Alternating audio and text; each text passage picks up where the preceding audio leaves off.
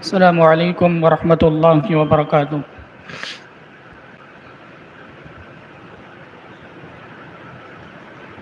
الحمد للہ وکفی وسلام علی عبادہ الذین اصطفی وبعد، فاعوذ باللہ السمیع العلیم من الشیطان الرجیم، بسم اللہ الرحمن الرحیم، وَلَقَدْ بَعَثْنَا فِي كُلِّ أُمَّةٍ رَسُولًا أَنِ اعْبُدُوا اللَّهَ وَاجْتَنِبُوا الطَّاغُوتَ۔ رب اشرح لي صدري ويسر لي أمري واحلل عقدة من لساني يفقهوا قولي، سبحانك لا علم لنا إلا ما علمتنا إنك أنت العليم الحكيم، رب يسر ولا تعسر وتمم بالخير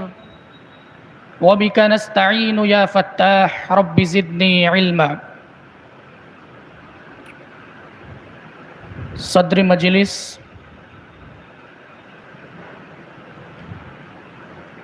اور میرے عزیز ساتھیوں، مقامی جمعیت اہل حدیث امیلو کی طرف سے منعقد ہونے والا یہ ماہانہ پروگرام، سب سے قبل ہم اللہ تبارک و تعالیٰ کا شکر ادا کرتے ہیں جس کی توفیق سے یہ پروگرام منعقد ہو سکا۔ بعدہ مبارکباد پیش کرتے ہیں ان نوجوانان کی خدمت میں جو اس علاقے اور اس مسجد کو آباد کرنے کے لیے کوششوں میں لگے ہوئے ہیں۔ اللہ تعالیٰ سے دعا ہے کہ اللہ تعالیٰ ان کی کوششوں کو قبول فرمائے اور اس گھر کو شاد و آباد رکھے، آمین۔ حضرات گرامی، خطبہ مسنونہ کے بعد میں نے آپ کے سامنے قرآن پاک کی ایک آیت کریمہ تلاوت فرمائی۔ اس آیت کریمہ کے اندر اللہ تعالیٰ ارشاد فرما رکھا گیا کہ وَلَقَدْ بَعَثْنَا فِي كُلِّ أُمَّةٍ رَسُولًا، کہ ہم نے ہر امت کے اندر ایک رسول کو بھیجا۔ اس رسول کے بھیجنے کا مقصد کیا ہوتا تھا؟ أَنِ اعْبُدُوا اللَّهَ وَاجْتَنِبُوا الطَّاغُوتَ، جو لوگوں کو اللہ کے عبادت کی طرف بلائے اور طاغوت سے اجتناب کی تلقین کرے۔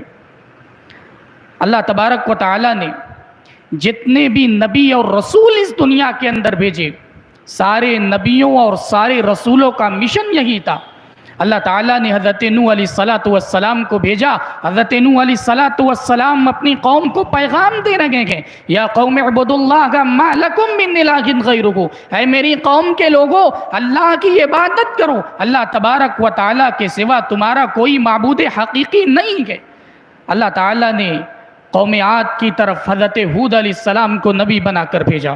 حضرت ہود علیہ السلام نے بھی اپنی قوم کو یہی پیغام دیا، یا قوم اعبدوا اللہ ما لکم من الہ غیرہ، اے میری قوم، اللہ تبارک و تعالیٰ کی عبادت کرو، ما لکم من الہ غیرہ، اللہ تبارک و تعالیٰ کے سوا کوئی تمہارا معبود نہیں ہے۔ حضرت صالح علیہ السلام نے بھی اپنی قوم کو یہی پیغام دیا، یا قوم اعبدوا اللہ ما لکم من الہ غیرہ، اے میری قوم کے لوگوں، اللہ تعالیٰ کی عبادت کرو، ما لکم من الہ غیرہ، تمہارے لیے اللہ تبارک و تعالیٰ کے سوا کوئی معبود نہیں۔ اللہ تعالیٰ نے جتنے بھی نبی اور جتنے بھی رسول اس دنیا کے اندر بھیجے، سارے نبیوں اور سارے رسولوں نے لوگوں کو اللہ تعالیٰ کی عبادت کی طرف بلایا، اللہ کی وحدانیت کی طرف بلایا، سب کا سبق، سب نے امت کو توحید کا سبق پڑھایا، سب نے لوگوں کو اللہ تبارک و تعالیٰ کی وحدانیت کی طرف بلایا۔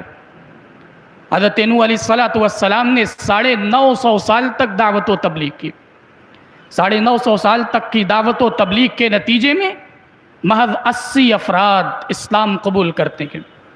80 افراد ایسے ہوتے ہیں جو حضرت نوح علیہ السلام کی بات کو مانتے ہیں، اللہ کی عبادت کی طرف آتے ہیں، اللہ کی توحید کو مانتے ہیں۔ حضرت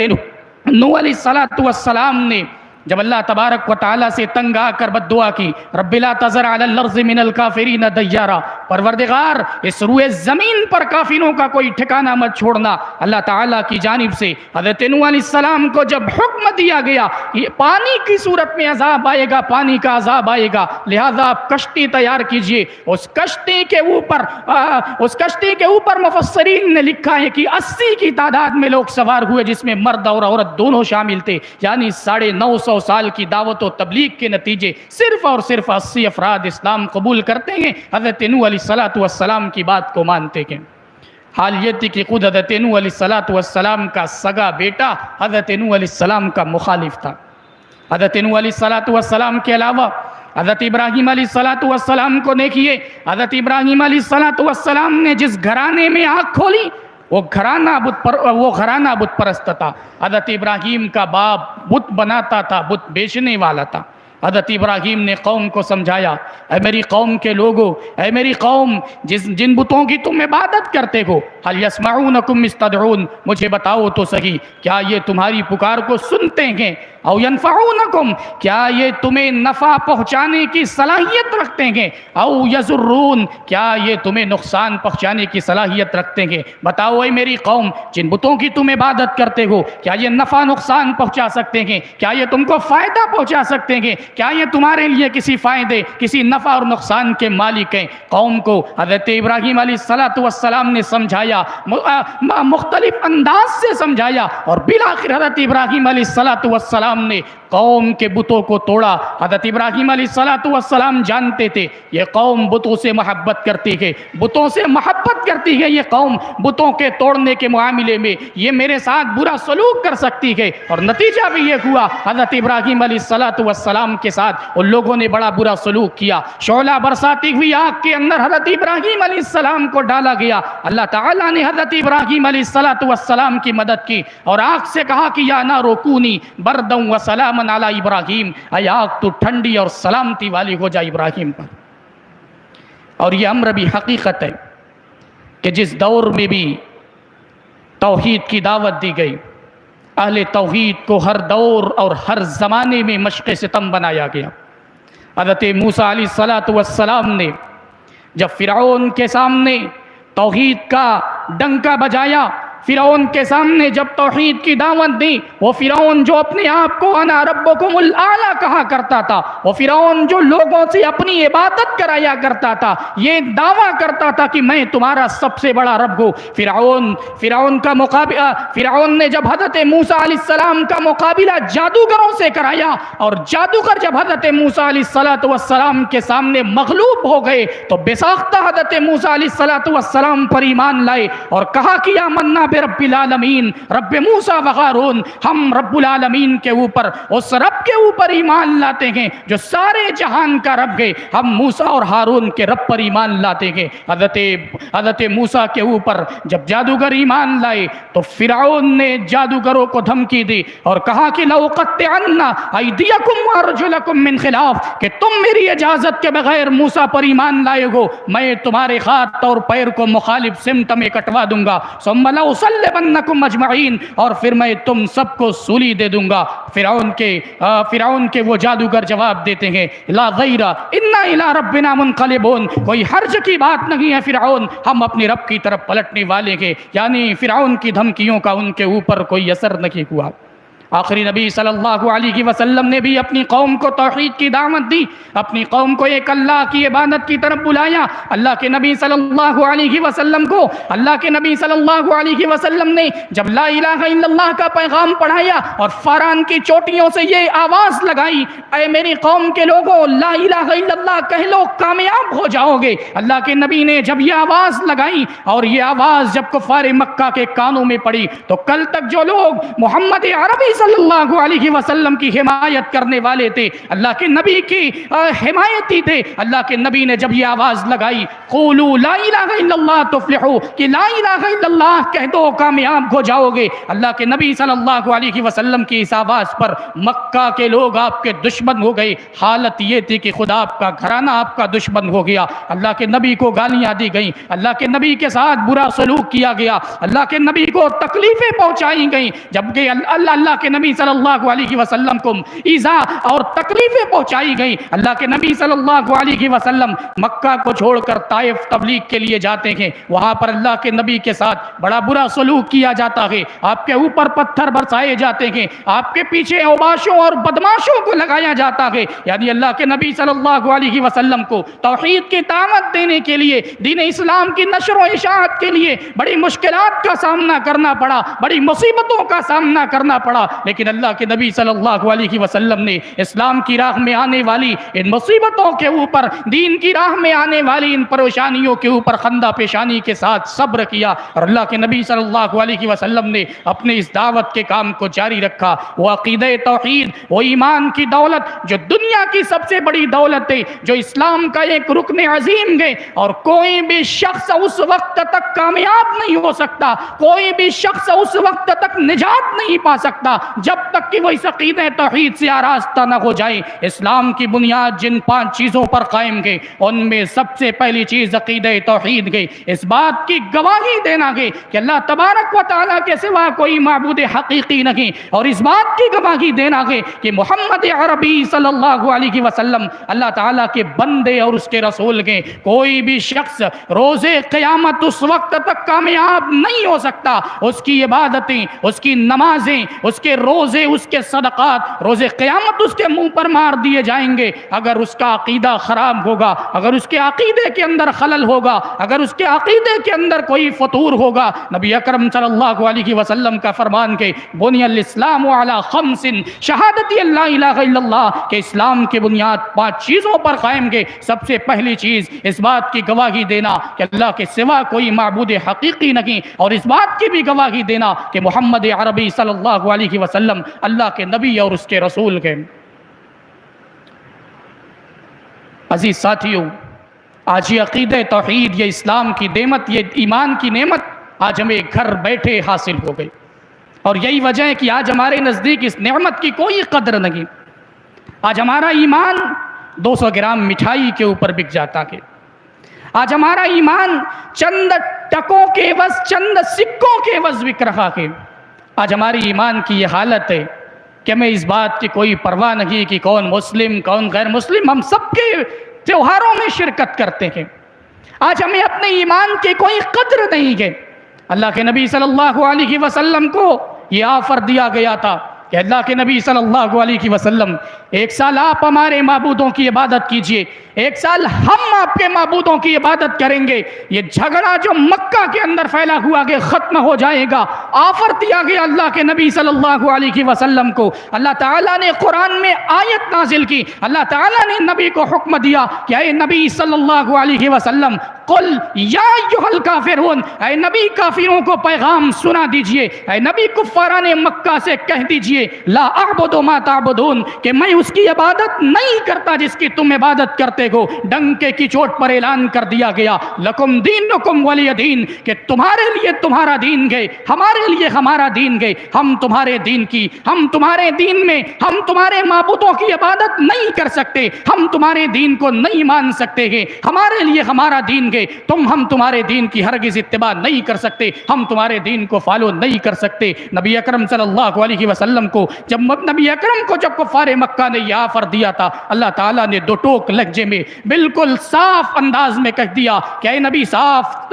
صاف طور سے کہہ دیجئے کہ لکم دینکم ولی دین، تمہارے لیے تمہارا دین گئے، ہمارے لیے ہمارا دین گئے، ہمیں یہ آفر منظور نہیں گئے، ہم اپنے دین کو ماننے والے گئے، ہم تمہارے دین کو نہیں مان سکتے، ہمیں تمہارا دین یہ قطعی طور پر منظور نہیں۔ لیکن بڑے افسوس کی بات ہے، آج ہم نام نہاد مسلمان، اب ایمان کا دعویٰ کرنے والے، اپنے آپ کو مسلمان کہنے والے ہم غیروں کے تیوہاروں میں بنفس نفیس شرکت کرتے ہیں، ہم ان کے عبادت گاہوں میں جاتے ہیں، ہم ان کی عبادت گاہوں میں جاتے ہیں، ان کے پروگراموں میں شرکت کرتے ہیں، ان کی مٹھائیاں کھاتے ہیں، یہ کتنے بڑی بے شرمی کی بات ہے، ان کے تیوہاروں میں شریک ہو کر انہیں مبارکباد دیتے ہیں۔ اللہ تعالیٰ نے قرآن کریم کے اندر صاف لفظوں میں کہہ دیا کہ وَلَا تَعَاوَنُوا عَلَى الْإِثْمِ وَالْعُدْوَانِ کہ برائی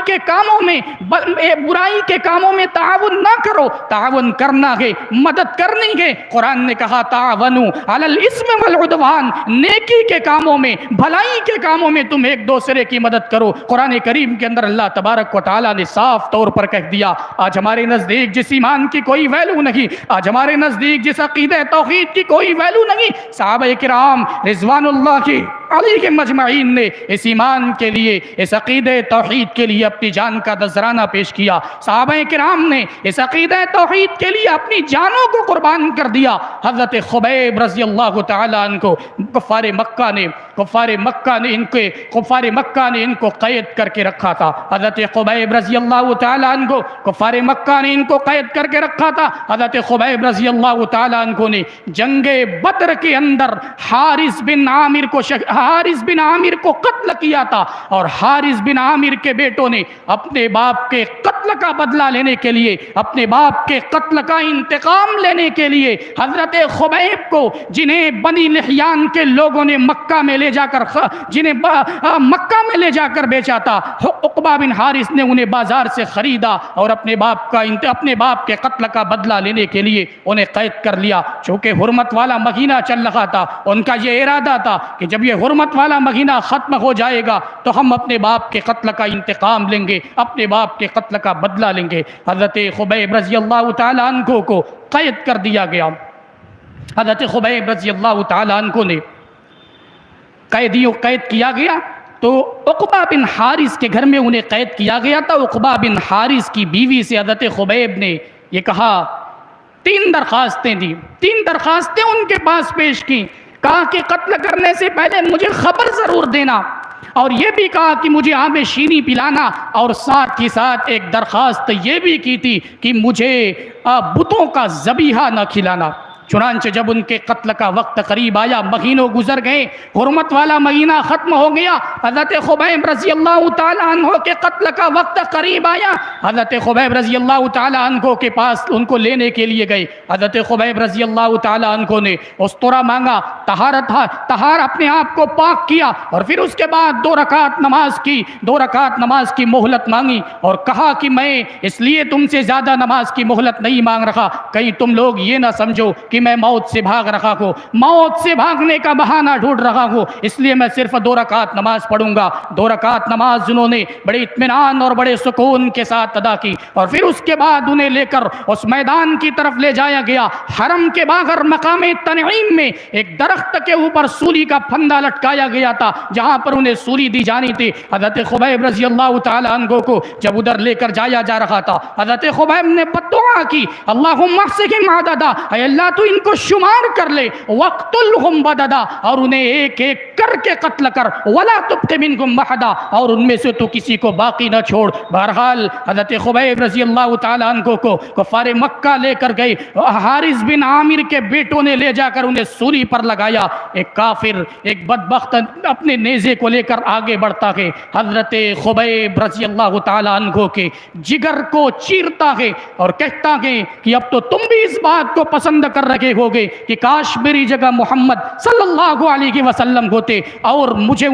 کاش میری جگہ محمد صلی اللہ علیہ وسلم ہوتے اور میں بچ جاتا۔ حضرت خبیب رضی اللہ تعالیٰ عنہ جواب دیتے ہیں کہ تم اس بات کو پسند کرتے ہو کہ کاش میری جگہ محمد ہوتے، میں تو یہ بھی پسند نہیں کرتا کہ میری جان کے بدلے محمد صلی اللہ علیہ وسلم کے پاؤں میں ایک کانٹا بھی چبھے۔ پھر اس کے بعد کافروں نے کہا کہ اگر تم اسلام سے منہ موڑ لو تو تمہیں آزاد کر دیا جائے گا ہم تمہیں آزاد کر دیں گے۔ حضرت خبیب رضی اللہ تعالیٰ عنہ نے جواب دیا، اللہ کی قسم اگر دنیا کی ساری سلطنت بھی میرے قدموں میں لا کر ڈال دی جائے پھر بھی میں اپنے ایمان سے، اپنے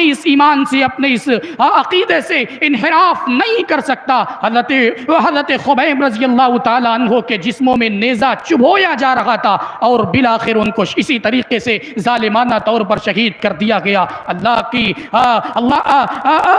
اس صحابی رسول کی ایمان کو دیکھیے، اللہ تبارک و تعالیٰ کی راہ میں اس صحابی رسول نے اپنی جان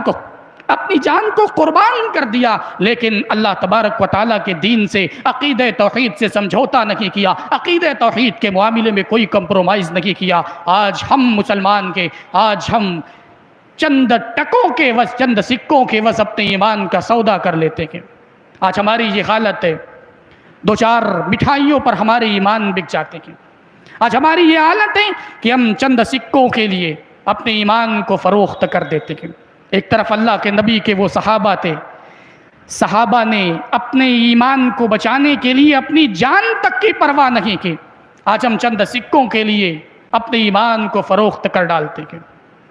نبی اکرم صلی اللہ علیہ وسلم کے صحابہ، انہوں نے ایمان کے لیے، عقیدہ توحید کے لیے، دنیا کی سب سے عظیم دولت کے لیے اپنی جانوں کا نذرانہ پیش کیا۔ حضرت عمار بن یاسر رضی اللہ تعالیٰ عنہ کا گھرانہ اس معاملے میں ایک بڑی بہترین مثال ہے۔ حضرت عمار بن یاسر رضی اللہ تعالیٰ عنہ کا گھرانہ یہ بڑا کمزور گھرانہ تھا۔ نبی اکرم صلی اللہ علیہ وسلم کے اوپر ایمان لانے والوں میں سے یہ لوگ تھے، کفار مکہ نے ان کے ساتھ بڑا برا سلوک کیا۔ حضرت عمار بن یاسر کے والد حضرت یاسر رضی اللہ تعالیٰ عنہ کو بے دردی کے ساتھ شہید کیا گیا۔ ان کی والدہ حضرت سمیہ رضی اللہ تعالیٰ عنہ جو تاریخ اسلام کی پہلی عورتیں جنہیں اسلام کی راہ میں شہید ہونے کا شرف حاصل ہوا ہے، انہیں بھی ظالمانہ طور سے شہید کیا گیا۔ حضرت عبداللہ رضی اللہ تعالیٰ عنہ کو بھی شہید کیا گیا۔ حضرت عمار بن یاسر کو بڑی تکلیفیں دی گئی، بڑی مصیبتیں پہنچائی گئیں، اور صرف ان سے ان سے صرف یہ کہا گیا کہ عمار بن یاسر ہمارے بتوں کے لیے کوئی کچھ ذکر خیر کر دو، ہمارے بتوں کے معاملے میں کچھ اچھی باتیں کہہ دو، محمد کا انکار کرو، نبی کا انکار کرو، اپنے دین کو چھوڑ دو، ہم تمہیں چھوڑ دیں گے، تمہارے ساتھ ایسا کوئی معاملہ نہیں کیا جائے گا۔ حضرت عمار بن یاسر رضی اللہ تعالیٰ عنہ کے ساتھ ایک مرتبہ ان لوگوں نے ایسا معاملہ کیا کہ عمار بن یاسر کے سر کو پانی کے اندر دیر تک ڈبا کر رکھا۔ حالت یہ تھی کہ حضرت عمار بن یاسر بے ہوش ہو گئے، انہیں ہوش نہ رہا، اور اس بے ہوشی کی حالت میں حضرت عمار بن یاسر کی زبان سے کچھ ایسے الفاظ نکل گئے جو بتوں کے لیے، بتوں کے تعلق سے، ان کے معبودوں کے تعلق سے کچھ الفاظ نکل گئے۔ یعنی اللہ کے نبی صلی اللہ علیہ وسلم کے اس صحابی حضرت عمار بن یاسر نے بتوں کی تعریف میں کچھ جملے کہہ دیے، انہیں ہوش نہ تھا۔ ہوش آیا، اللہ کے نبی صلی اللہ علیہ وسلم کے پاس روتے ہوئے آئے، کہنے لگے اللہ کے نبی صلی اللہ علیہ وسلم میرے ساتھ ایسا معاملہ کیا گیا، میں نے کچھ الفاظ ان کی طرف سے کہہ دیے گئے، اے اللہ کے نبی مجھے اس بات کے اوپر افسوس ہے، پچھتاوا ہے۔ اللہ تعالیٰ نے قرآن میں آیت نازل کی، الا من اکرہ وقلبہ مطمئن بالایمان، کہ مگر وہ شخص جسے مجبور کیا جائے اس کا دل ایمان پر مطمئن کو، یعنی وہ عمار بن یاسر جس کے پورے گھرانے کو، جس کے ماں باپ کو، جس کے بھائی کو اسلام کی راہ میں شہید کیا گیا تھا، جس کے بھائی کو، جن کے ماں باپ کو اسلام کی راہ میں قتل کیا گیا تھا، شہید کیا گیا تھا، ظالمانہ طور پر شہید کیا گیا تھا، وہ عمار بن یاسر مذہب اسلام کے خلاف محض ایک جملہ ان کی زبان سے کیا نکلا، اللہ کے نبی صلی اللہ علیہ وسلم کے پاس روتے ہوئے آتے ہیں، اللہ کے نبی سے شکایت کرتے ہیں، اللہ کے نبی صلی اللہ علیہ وسلم ایسا معاملہ پیش آ گیا۔ یہ اللہ کے نبی کے صحابہ تھے جن کے نزدیک ایمان کی اہمیت تھی، جن کے نزدیک عقیدہ توحید کی اہمیت تھی، لیکن آج ہم نبی سے محبت کا دعویٰ کرنے والے، ہم نام نہاد مسلمان، ہم غیروں کے تیوہاروں میں شرکت کرتے ہیں۔ اور بڑے افسوس کی ایک بات بتاؤ، آپ نے کبھی کسی بھی غیر مسلم کے گھروں میں قرآن کی تلاوت نہیں سنی ہوگی، کبھی کسی غیر مسلم کے گھر میں آپ نے قرآن چلتے ہوئے نہیں سنا ہوگا۔ آج ہمارے گھروں سے وہ چیزیں، وہ شرکیہ گانے بجائے جاتے ہیں، جو شرکیہ